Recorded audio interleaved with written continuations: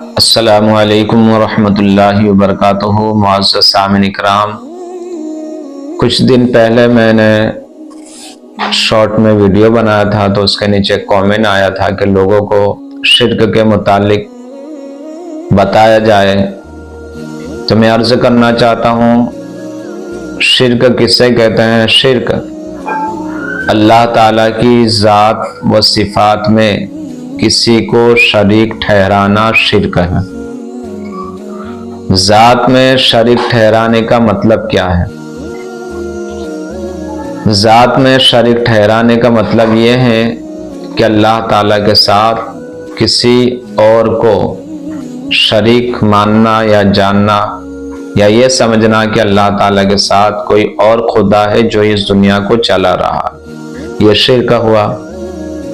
جیسے کہ پچھلی امت کے لوگ، عیسائی لوگ، جو اللہ تعالیٰ کو تو خدا مانتے ہی ہیں، ساتھ میں حضرت عیسیٰ علیہ السلام، حضرت مریم علیہ السلام، معاذ اللہ ان دونوں کو بھی خدا مانتے ہیں، یعنی تینوں کو خدا مان کر کے وہ مشرک ہوئے، یعنی اللہ تعالیٰ کے ساتھ انہوں نے حضرت عیسیٰ علیہ السلام اور حضرت مریم علیہ السلام کو شریک کر لیا کہ یہ بھی خدا ہے، تو یہ تمام لوگ عیسائی لوگ مشرک ہوئے۔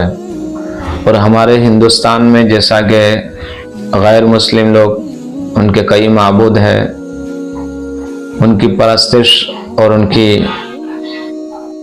عبادت کرتے ہیں، تو یہ لوگ بھی مشرک ہوئے۔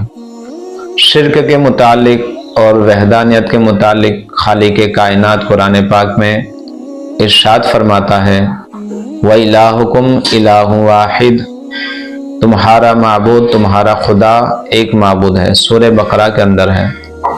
اور سورہ انبیاء میں اللہ تعالی ارشاد فرماتا ہے لَوْ كَانَ فِيهِمَا آلِهَةٌ إِلَّا اللَّهُ لَفَسَدَتَا، کہ اگر زمین اور آسمان میں کئی معبود ہوتے، کئی خدا ہوتے، لَفَسَدَتَا، تو ضرور فساد برپا ہو جاتا۔ ظاہر سی بات ہے کہ اس کائنات کو، اس دنیا کو چلانے والا صرف ایک معبود یعنی خالق اللہ تعالیٰ ہی ہے۔ اگر اس کے ساتھ میں کئی خدا ہوتے تو ایک خدا کہتا کہ بارش برساؤ، دوسرا خدا کہتا کہ ٹھنڈی ہو، تیسرا خدا کہتا کہ دنیا پر گرمی ڈالی جائے۔ لہٰذا اللہ تعالیٰ نے واضح طور پر اس آیت کریمہ میں ارشاد فرما دیا لَوْ كَانَ فِيهِمَا آلِهَةٌ إِلَّا اللَّهُ لَفَسَدَتَا، کہ اگر زمین اور آسمان میں کئی معبود ہوتے تو ضرور فساد پیدا ہوتا۔ لہٰذا تمامی حضرات کو امید کرتا ہوں کہ جو کچھ بھی میں نے مختصر سے انداز میں بتایا آپ کو سمجھ میں آ گیا ہوگا۔